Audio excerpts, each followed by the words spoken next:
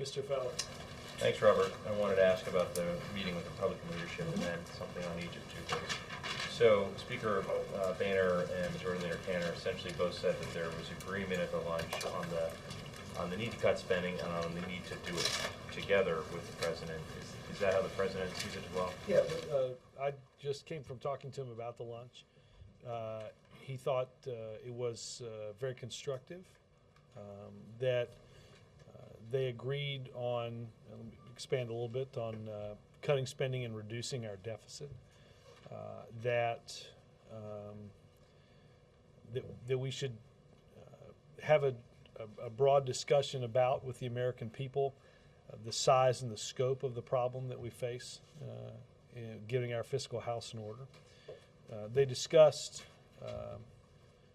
issues like trade as areas where we could work together. Obviously, our trade representative testified on the House side today, saying that the administration would soon send up the language around the South Korea free trade agreement and intensify our engagement to address both Colombia and Panama in hopes that those negotiations could be concluded this year and agreements could then be sent to Congress thereafter. They agreed that education, an issue that we have worked on in a bipartisan way over the first 2 years of the administration, continues to be one where Democrats and Republicans can and should work together. Regulations that are outdated and don't work was another topic. They also talked some about foreign policy,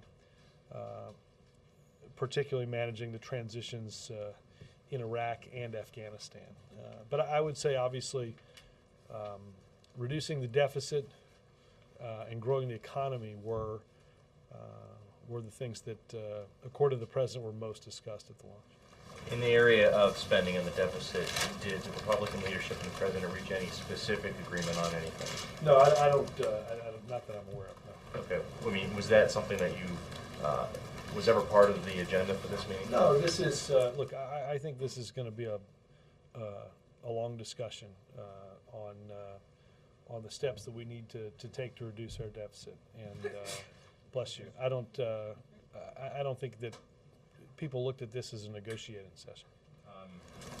While that was happening, or earlier, the House Republicans spelled out some proposed spending cuts, some $35 billion worth, including areas such as high-speed rail and education that the president obviously wants to invest more money in.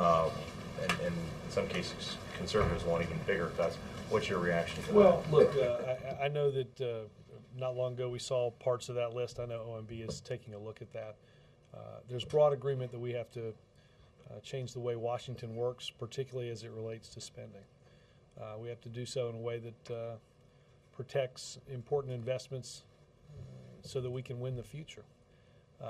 So I think the president looks forward to working with Republicans and other Democrats to make progress on these issues. One question on Egypt, please. The Israeli defense minister is coming here later today to meet with Mr. Donilon and Secretaries Clinton and Gates. Can you say what the mission of that meeting is and whether you think the president might stop by? I don't know the answer to the latter question. I think he's in town for some regularly scheduled meetings. I think we'll have a readout on some of those discussions afterwards. Is it fair to say that you think he will be pushing the message about concerns of Mubarak stepping down too quickly? I'm not going to presume what somebody from another government might say to us. That's not my role. Okay, one on the Republican leadership meeting and the other on Egypt. What, if any, specific areas of spending cuts did they discuss in this meeting? The president didn't give me any details on that. And did the president at any point ask the Republicans not to use as a political football the threat to not lift the national debt ceiling, which the Republicans said they want? I didn't get that level of detail from him. I think our position on that's fairly well known. Okay, and on Egypt, the Egyptian's foreign minister is telling PBS that Vice President Biden's call for an immediate lifting of the emergency law in Egypt he was amazed by that, and he felt that the Egyptian government could not make such a move until the unrest had been put down, the calm had been restored. What's the response on that? I think, as we said in the readout of the Vice President Biden's call with Vice President Suleiman, that an orderly transition must begin now, and it must produce without delay immediate and irreversible progress. And I think it is clear that what the government has thus far put forward has yet to meet a minimum threshold for the people of Egypt. That's why many of you all reported the crowds in yesterday's protests were bigger than even those on Friday. I think we were all and have been struck here at the diversity of those that you saw on the street yesterday. Diversity of age, diversity of lifestyle, diversity of ideas. And I think it is clear that the Egyptian government is going to have to take some real, concrete steps in order to meet the threshold that the people of Egypt that they represent require from their government. And I think unless or until that process takes hold, I think you're going to see the continued pictures that all of us are watching out of Cairo and of other cities throughout Egypt. So I think the best way to do that is for Vice President Suleiman, as the head of this process representing the Egyptian government, is to expand the size and scope of the discussions and the negotiations with those that are not in power, and to take many of the steps that we outlined yesterday, one of which is lifting the emergency law. One of them is our constitutional changes so that we get toward free and fair elections. But I think it's obvious that they've yet to meet the threshold that will satisfy most of the people. Jay. Has anybody in the Obama administration reached out for consultations or discussions at all with anybody in the leading opposition group in Egypt, the Muslim Brotherhood? Not that I'm aware of. In terms of your readout of the president's meeting with the House Republican leaders, you said you made a reference to intensifying our engagement in the Colombia and Panama free trade agreements. The Republicans say those free trade agreements are good to go, send them up, they'll vote for them. What do you mean when you say intensifying our engagement? I think there are some, and as Ambassador Kirk said today, there are some outstanding issues. These free trade agreements haven't gone anywhere in Congress because there continue to be some outstanding issues, particularly around internationally recognized labor rights that I think many believe must be addressed. I think the model that we used for South Korea is one that the Ambassador Kirk and the President believe can result in an agreement that will capture broad bipartisan support, hopefully as soon as we can get some of this worked out. But there shouldn't be, once the agreement gets on South Korea, I don't expect that there would be a lot of delay in getting that done. We had, again, outstanding issues as it related to South Korea, particularly on autos and beef. We worked that out, and stakeholders from both sides of the political spectrum, business and labor, are now endorsing that free trade agreement. So do they need to be renegotiated, Colombia and Panama? We need to address some outstanding issues like we did with South Korea. Right, but with South Korea, you renegotiated the deal, right? No, we addressed outstanding issues. Can you explain what that means? There are issues that need to be addressed, and that's what we're going to do to address them. I don't know what that means when you say you have issues that need to be addressed. There's a trade agreement, you renegotiated with the South Korean government is what you did. No,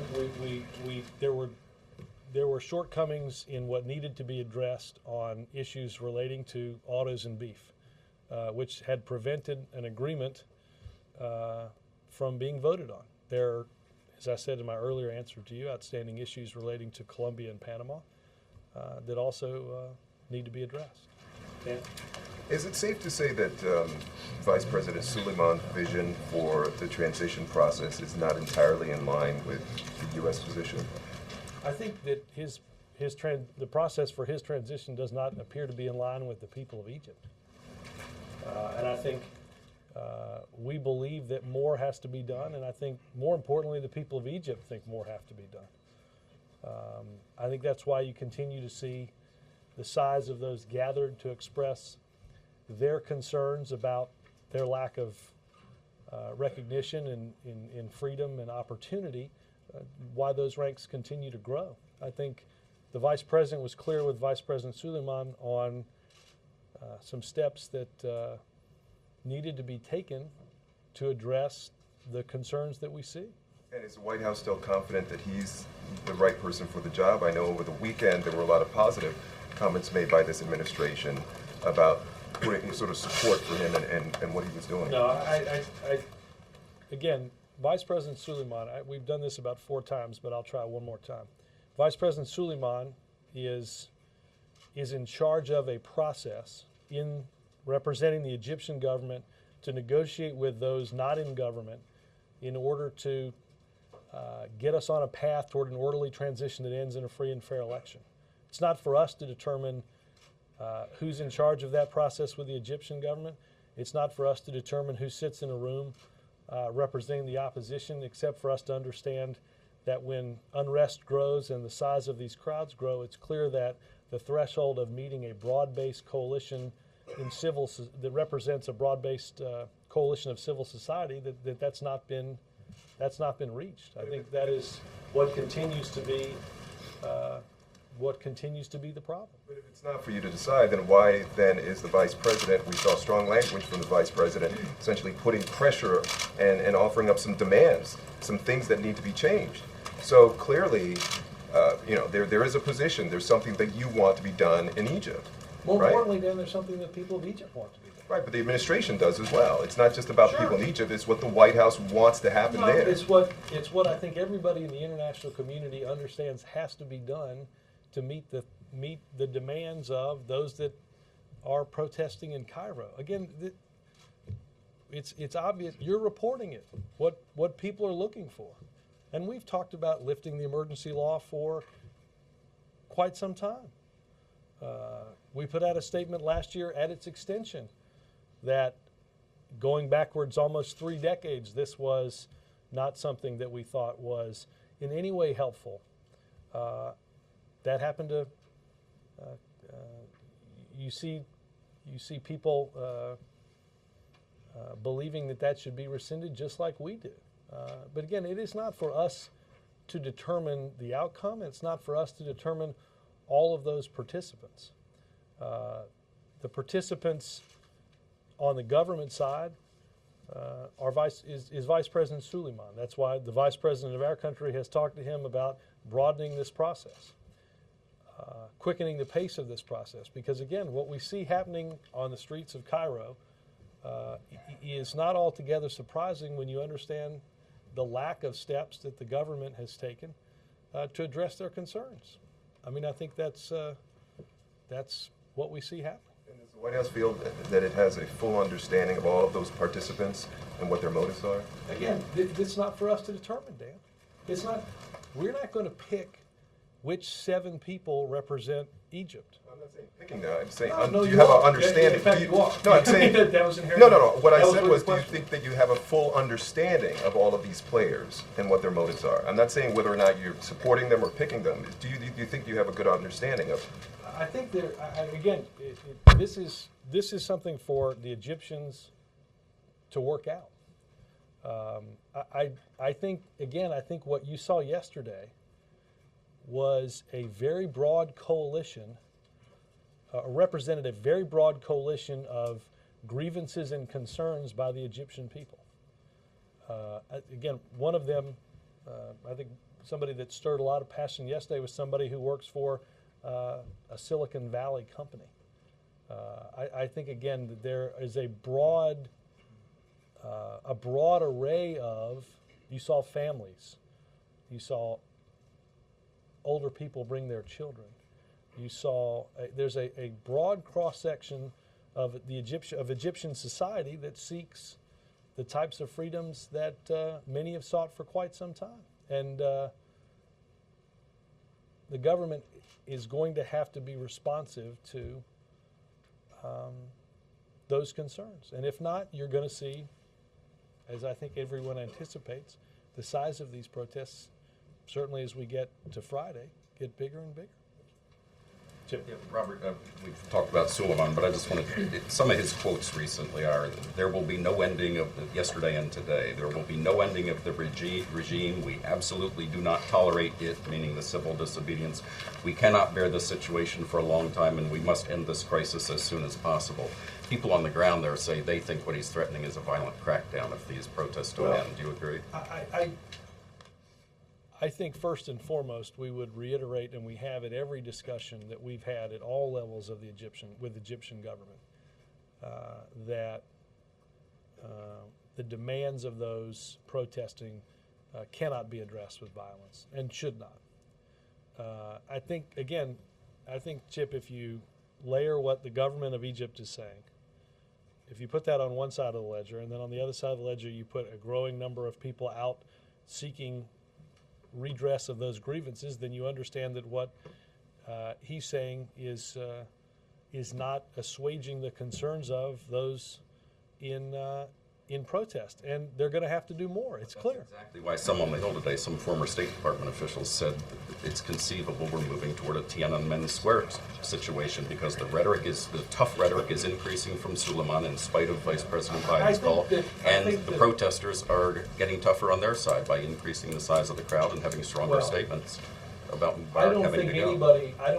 I do not think anybody believes, and I don't think anybody wants in this government that believes that. Well, I'm not a spokesperson for their government, Chip, but I think our strong belief is that the process, again, I think that if the process is expanded, if a broader group of those not in government take part in this process, it's clear that the government is going to have to do some changing, some immediate and some irreversible change. And I think that could mean a crackdown in the eyes of Suleiman. Well, again, Chip, I would simply reiterate, as we have said from the very outset of this, that we strongly condemn any violence that we've seen. That is not in any way going to meet the concerns of those that you see in the streets. Your message today is very consistent with yesterday's, but I try. First, Vice President Biden had that call and put out the press release yesterday, in which he said that he had called on Suleiman to end the arrests and the harassments and the beating, immediately rescind the emergency law, broaden participation in the dialogue, and invite the opposition to participate in discussions on a timetable and such. But if anything, from his statements of yesterday and today, he's moving in the opposite direction. So isn't it time for the White House to ratchet up the pressure, do something else? And the crowds are getting bigger. But what about the White House response? If you're saying you need to do X, Y, and Z, and he's moving in the opposite direction, doesn't the White House need to do something else?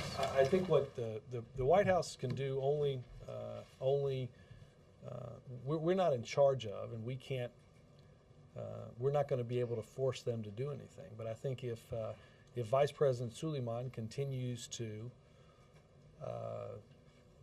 pepper his statements with, as he had 2 days before, and Cheryl asked me about, that we're not ready to move toward democracy, we're not going to see anything change. It is clear, as the president has said, that Egypt is not going back to where it was. Nobody believes that. And unless or until the government broadens the negotiations with those in the opposition, unless or until that happens, the pressure for them to do so is only going to get greater. And I think if there's some notion on the government side that you can put the genie back in this bottle, I think that's gone a long time ago. And quite frankly, we saw, Chip, what happened in the middle of last week when violence was entered into this equation, which is why the Prime Minister came out the next day and talked about what a fatal error that had been. And I don't think that nobody here believes that the grievances are going to be met with a violent, the grievances will be dealt with through a violent response in a way that helps move toward change. Has the administration said to Suleiman that if there is violence again, then we will cut the aid package? Well, we have been clear from the beginning of this that we will evaluate their responses to and their level of restraint will be evaluated as we make decisions on our aid. So on aid, it's still the same answer as it was 2 weeks ago. We are watching quite closely to see what those responses are, and the response of the government will determine what that aid looks like. Does the White House have a timetable for getting these free trade deals done? Well, I mean, obviously, I think Ambassador Kirk said today that our hope is to get South Korea done in the first half through Congress in the first half of this year, and it is our hope that we can resolve outstanding issues with Colombia and Panama this year, and then move language to the Hill soon thereafter. Any thoughts on Senator Webb's announced retirement and impact it may have on 2012? Well, I think the president had an opportunity to talk with Senator Webb earlier in the morning and thanked him for yet again for the service that he has displayed on behalf of his country. Obviously, the impacts that he's had on things like veterans through a post 9/11 GI Bill represent his mark on this country and the people that have served it. I think Virginia is going to be a very competitive state in as it was last time in both presidential and Senate elections. You're going to run? I wouldn't serve if I was appointed. Who called who? You know? I'm sorry, Senator Webb. I think the president called Senator Webb, but I think that was Before he before went public. Yeah. So they've given you a heads up. Yes. Are you done? I didn't Go mean to ahead. interrupt you. After You, me. Joe. No. Do you have any more? Bipartisanship. I'm in between networks. Please note the groan. Yeah, I know. Exactly. Please put groan on the Exactly. transcript. Not laughter. Groan. Mr. Samuel, I'd like to see Mr. Samuel. Mixed groan, mixed laughter. Go ahead, then. Somebody say something. If it was No not, one's got his if coin it was out. not a negotiating, I know, Miller won't let it last very long. If it was not a negotiating session, what was it today? Well, I think What was this lunch about? No, I think as I said yesterday, and as the president said at the end of last year, we needed to do a better job in reaching out. And look, I think we saw what happened in the lame duck session of Congress, that when we can sit around a table and talk about what we agree on and what common ground is there, that we can get things done on behalf of the American people. So I think this was an opportunity to listen to each other and to figure out where that common ground is. Check out what Vinny done. Is it common ground that you guys both agreed you didn't talk out? I don't know if that came out of the lunch on their side. I know that that's what that's what the president said in a room of both representatives of the House and the Senate last year, that he needed to do better, and we're resolved to do that. I want to follow up, which I think it was pretty remarkable the position you guys laid out in the readout, the Vice President's call to Vice President Suleiman. Putting our policy out there in public, you know, what we consider acceptable as the United States government. So, even if you're not going to tell us what the consequences are, did Vice President Biden make it clear to Vice President Sewell there are consequences in the U.S. relationship in some form or another if this policy isn't met? Again, Chuck, I think the greatest consequences are continued the continued protests that we see and the increase in the size of those protests. I think, as you heard the president say very early on in this, that every government has an obligation to represent its people. And I think that while some had thought, and I don't, maybe we can wait this out, maybe we can set up some committees and some commissions and life will return to normal. I think that's largely been answered by a greater number of people representing a greater cross-section of Egyptian society who've come out seeking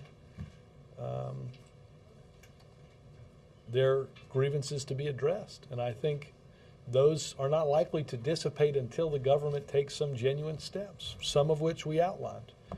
But only they can solve this problem. Only the government of Egypt can enter into a serious process here.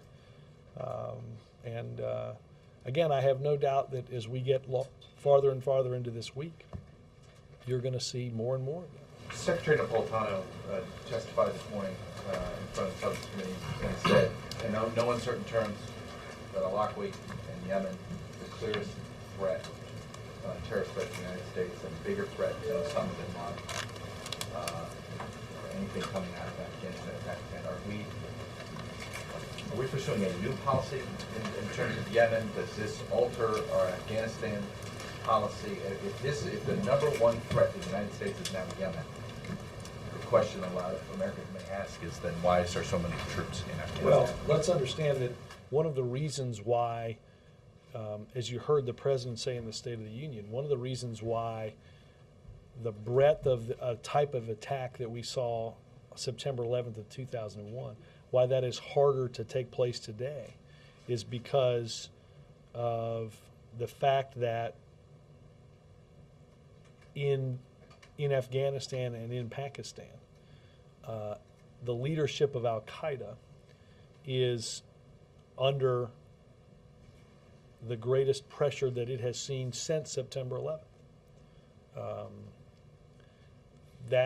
Look, we came in and to be honest, we, as we had said during the campaign, we did not think the central front for Al-Qaeda was in Iraq, that we believed it was in Afghanistan and Pakistan, and we shifted our resources accordingly.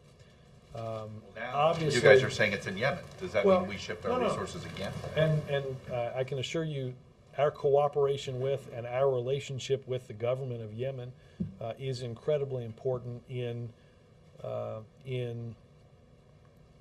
addressing the counterterrorism threat that exists there. I think it's clear that in the past 10 years, as we come up to the anniversary of September 11th, 2001, that the threat has evolved. As our response to has evolved, we put greater pressure on Afghanistan and Pakistan, Al-Qaeda leadership in Afghanistan and Pakistan, and we have increased our cooperation with counterterrorism exercises with the government of Yemen. John. Does the president have confidence in Margaret Scobie? Great confidence.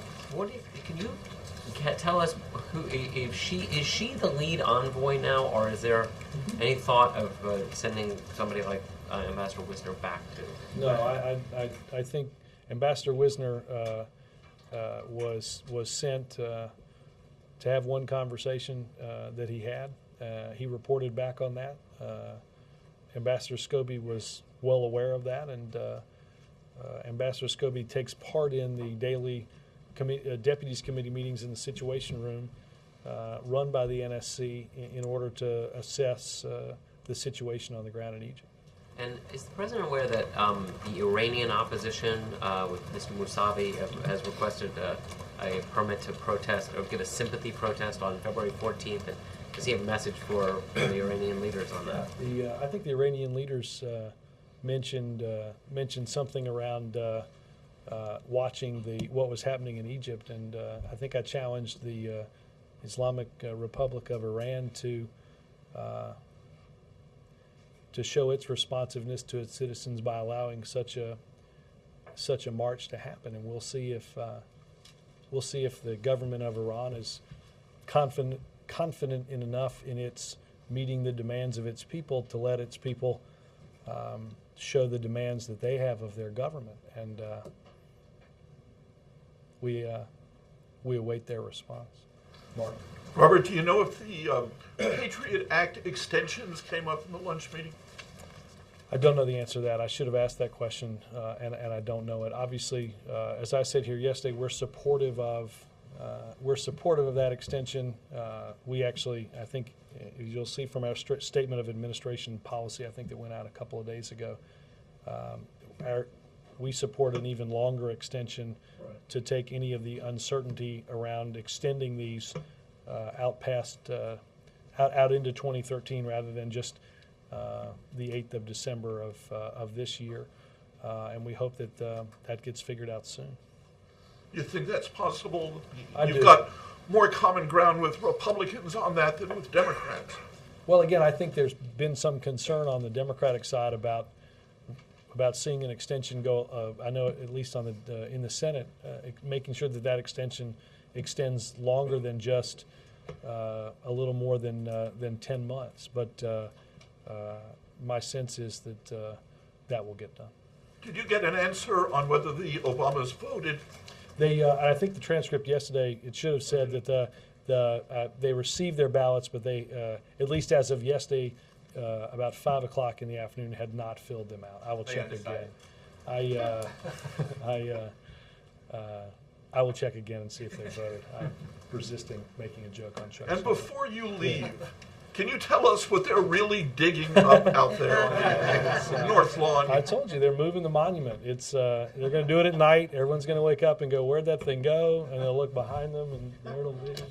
I guess the answer is no. Let me tell you, well, they've erected this gray wall in front of my office that I've threatened to go spray paint and make it a little bit more aesthetically pleasing than. Do you know what they are building? Do you even know? I haven't asked. I probably should, given the pounding that I hear in my office. Maybe it is the monument. Michael.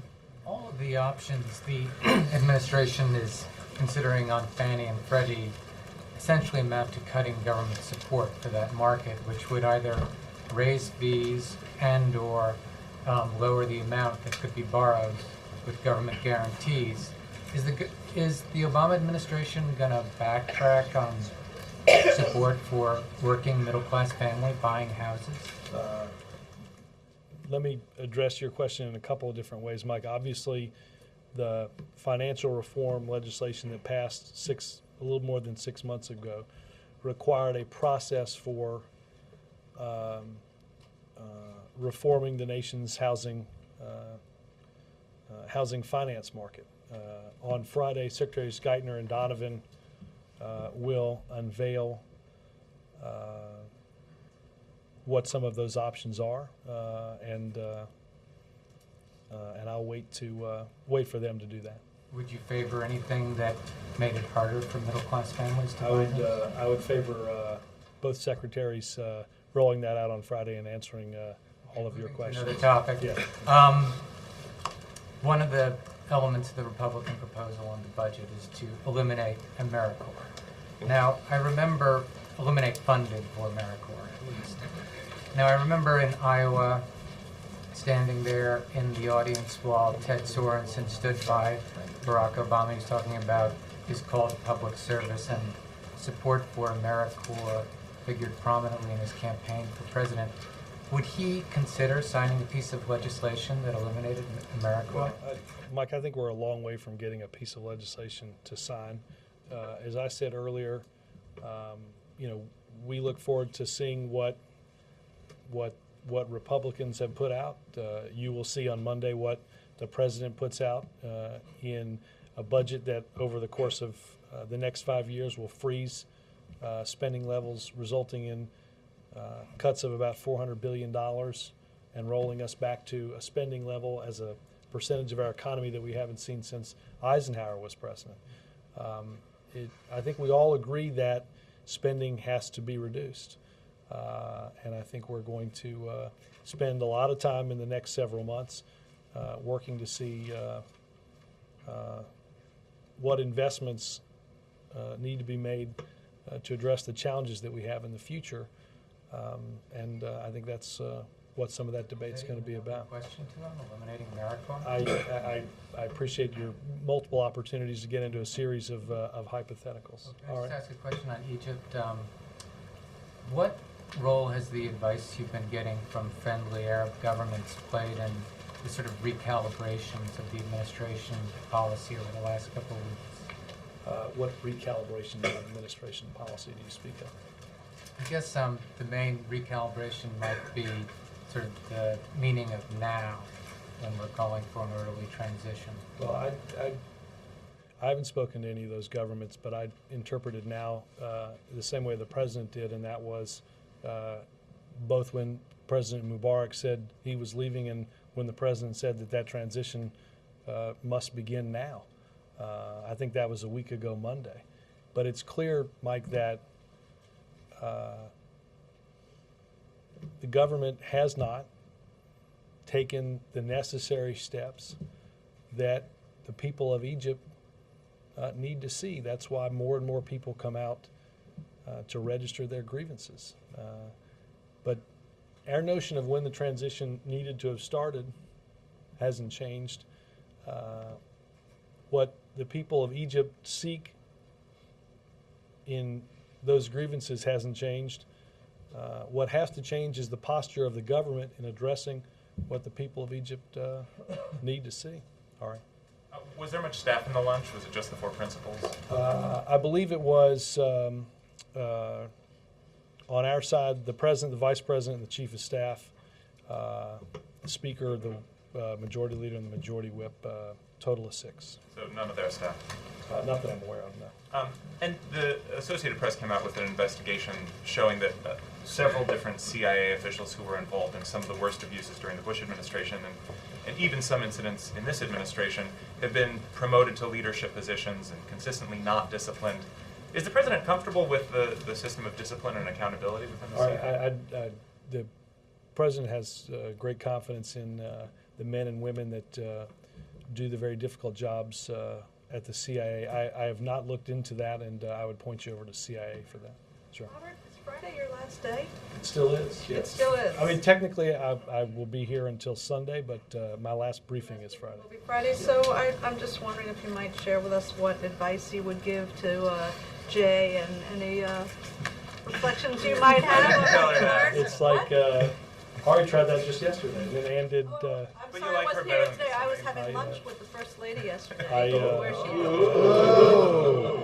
she Name dropper. where she gave news and said the president. I had lunch with Amy Brundage in my office, so I got ready to answer Ari and Ann's questions. Well, since I missed it, and you apparently didn't answer it yesterday. How about today? I did answer Ann's. I didn't answer Ari's awkwardly. Just keep asking. Right. No, as I said, look, I'm not going to give you everything that I've talked to Jay about for a whole host of reasons, much as I'm sure you all have talked about what Jay's going to bring and aren't discussing those with myself and Jay. But look, the advice I have for him is I think advice that I got from people like Marlon Fitzwater and others who have done this job so well, and that is obviously first and foremost, regardless of what you know and what you're asked, your solemn obligation is to always tell the truth. And while that may seem readily obvious, obviously in the past it's not always been the case.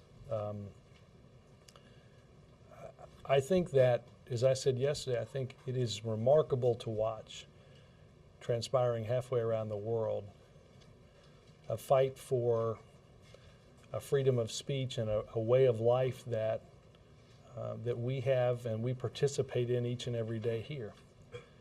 I think the universal values that this government espouses, one of those is a healthy freedom of the press and a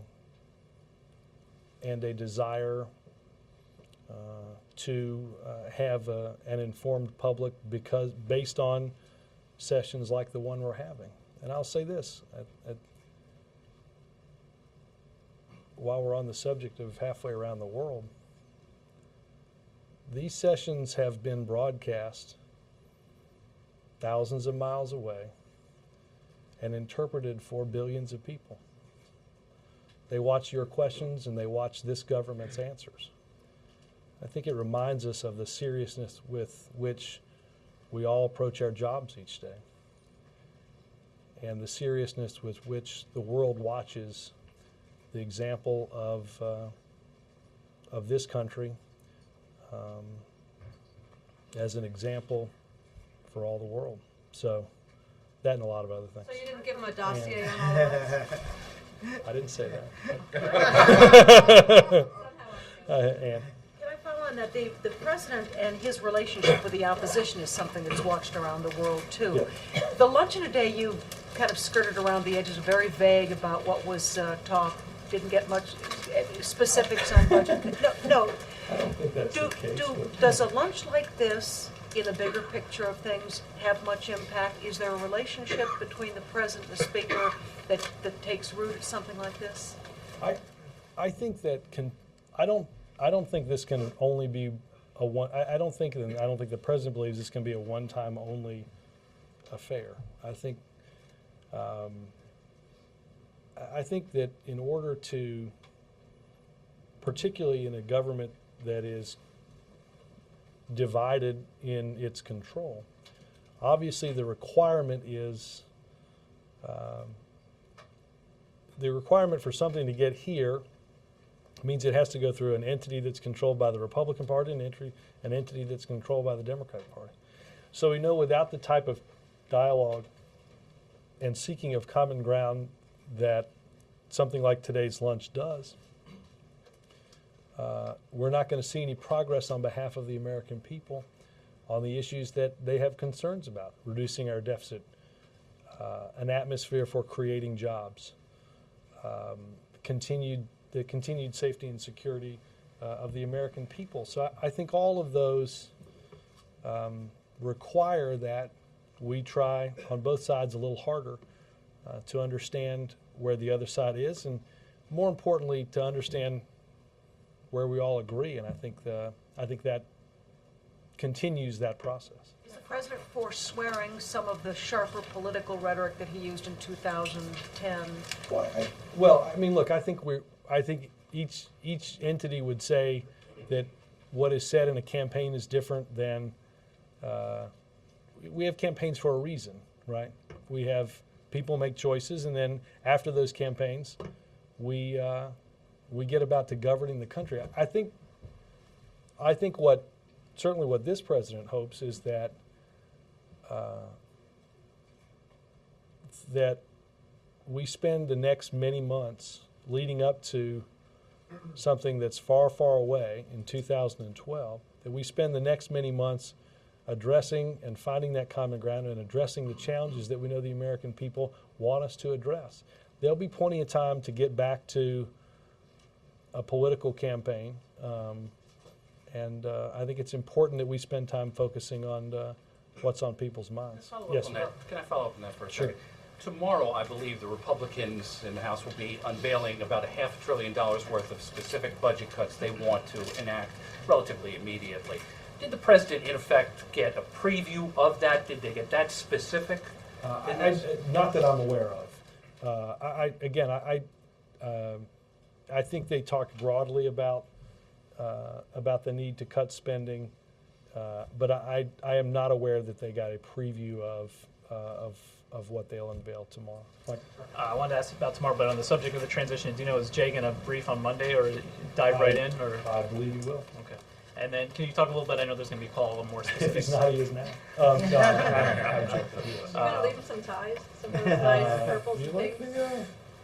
maybe a couple of nice purple ties would do him well. And Yes, I sir, know I'm sorry. There's going to be a call with more specifics, but can you talk a little bit about what the president's going to be saying tomorrow on his trip to Michigan? Yeah, let me wait for that. I mean, obviously, the president is. They'll get into some policy specifics on this, but obviously, what the president outlined in the State of the Union, with an agenda that out innovates, out educates, and out builds the competition. We're focusing tomorrow in Marquette, the portion of building the type of infrastructure and wireless networks that that are needed to attract the jobs of tomorrow, and to help train students to continue to be the most productive workforce in the world. So we will highlight that tomorrow in the trip, and they'll have more details on that call. Robert, does the president think Governor Kane would make a pretty good senator in Virginia, and does he think that Jim Webb might make a pretty good Secretary of Defense? I should answer both those questions on Monday. No, look, without getting into who would be a good candidate for either one of those jobs, obviously, I think Senator Webb has great experience. I mentioned his continued service to this country, and obviously his service in the Navy has been important. And obviously, I think, look, I particularly somebody like Governor Kane was the governor of the state or Commonwealth that I'm from, and I think did a terrific job as governor, and is doing a terrific job as the chairman of the DNC. And one other quick question. The president obviously watches you. I presume he watches you when you're doing these things. Has he ever, what was the most interesting piece of advice or observation he had after observing one of these? No, I can't recall necessarily that. I mean, look, I will say this, Glenn, I think one of the things that I think will continue, not just with Jay, but press secretaries that come after, is the type of important access that each individual has and needs to do the type of job that you do. Each of the last several days, particularly, I've gone to talk to him about Egypt, and to talk to him about what our continued public messaging has to be. And I know that Jay will enjoy the same type of access that I've had and that others before me have had, being able to go in and get from the president his thoughts directly. And I think that will be a great benefit to you. Robert, I asked you a question. I can't say it like I know Ari. Ari is like, thank no, you. Thank you, Ari. It's literally, it's April's voice and it's your head, and it freaks me out. Okay. Yeah. All right. Robert, I've been asking you a question for the last couple of days, and I hope you have an answer. Oh, is this the calls? Yeah. Am I going to get this by Friday? I will get this for you tonight. I went in to ask him about voting, and I got the answer, and I came back, and about 15 minutes later, I went to try to get the second answer, and he had gone to have dinner with the girls, and I did not get an answer. I will get that as soon as I get out. Thank you. Yep. And I look forward to getting it for Friday. Now, also, on budget cuts, Jack Lew says that $350 million will be cut for the community service block grants.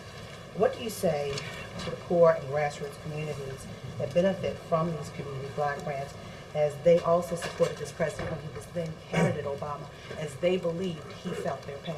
Well, he does understand the importance that of this funding, but as Jack Lew said in his op-ed, and as the president and Jack have talked about in the construction of the budget, we have reached a point where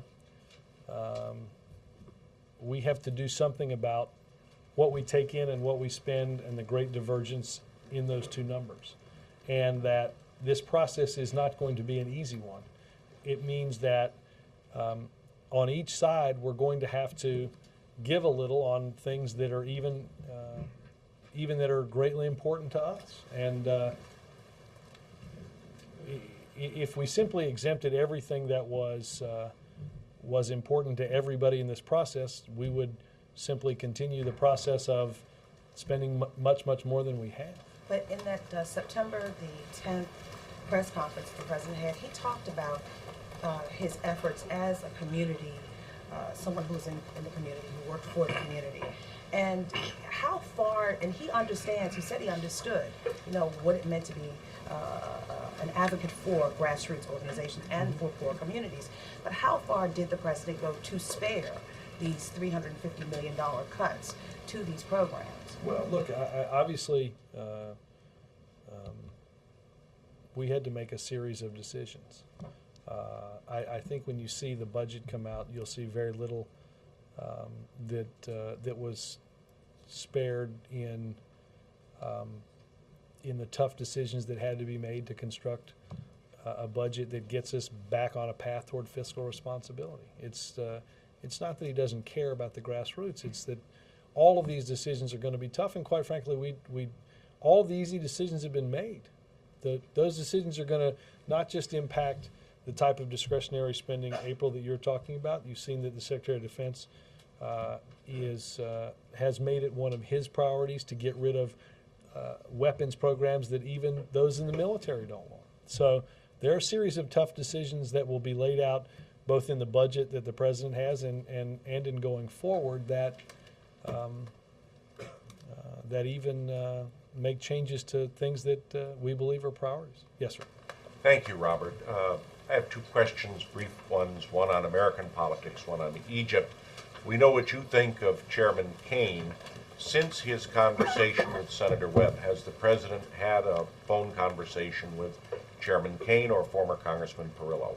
Not that I'm aware of on either one. I will double check, but so when I came out here, he had not spoken with either one of those. No. All right. And regarding Egypt right now, we all know very much about the conversations the Vice President has with Vice President Suleiman. Mm-hmm. You've spoken of contacts with other levels of government. Is the administration in touch with Dr. El-Bardi or with the former Egyptian foreign minister, who sounds increasingly like a candidate for president? I know that, let me check and see if the embassy has any more guidance. I know that the embassy reached out and talked with Mr. El-Bardi. I want to say sometime, a lot of days run together, I think sometime early last week. Let me see if I can get a better sense of when that date was and whether we've had other contact with each of those individuals. Yep. Yes, ma'am. Yes. On Egypt, you've said several times in this briefing that the discussions need to be broadened out between the vice president and opposition groups. Yeah. Well, some of these opposition groups, particularly the young people who've been leading the movement, don't want to meet with Vice President Suleiman until Mubarak is gone. What is your message to them? Well, look, I think, as I've talked about before, if one side is unwilling to do anything in terms of change, and one side is not willing to meet until that side takes up all the change, you're going to find yourself in an intractable position. I think it is incumbent upon each side to play an important and constructive role.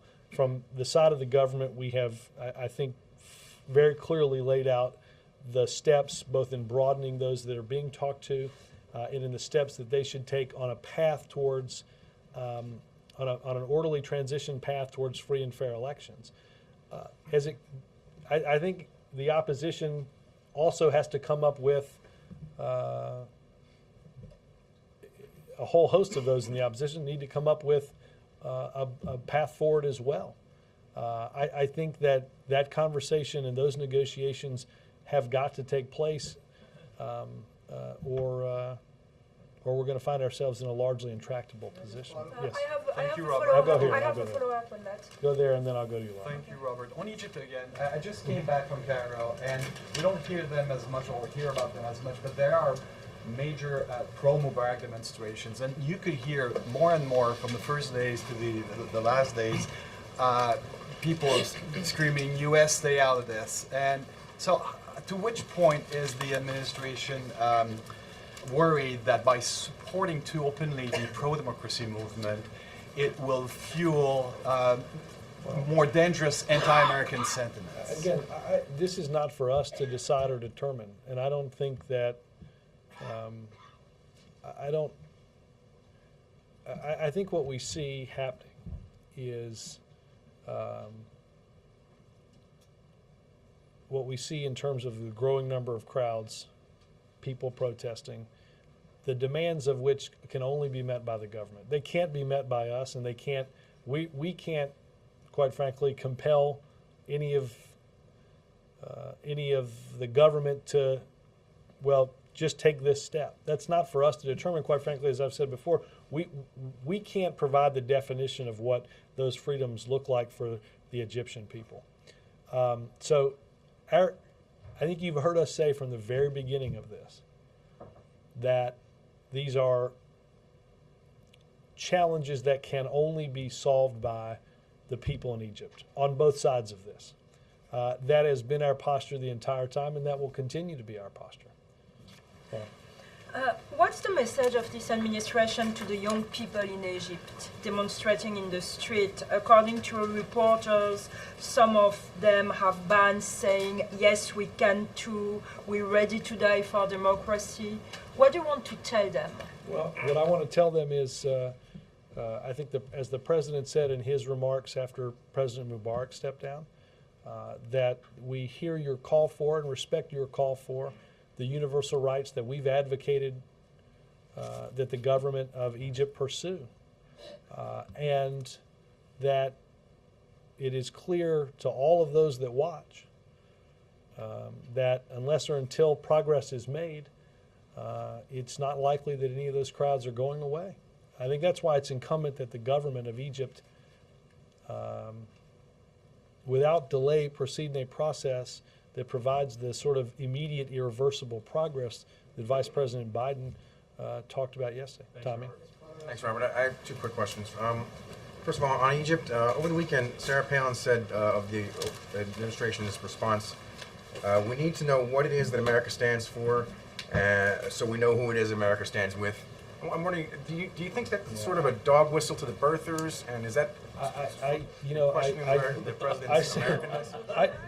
Tommy, I said that, I think Dan asked me this question on Monday. No, I'm sorry. Fair enough. I'm sorry. Let me rephrase that. Let me rephrase that.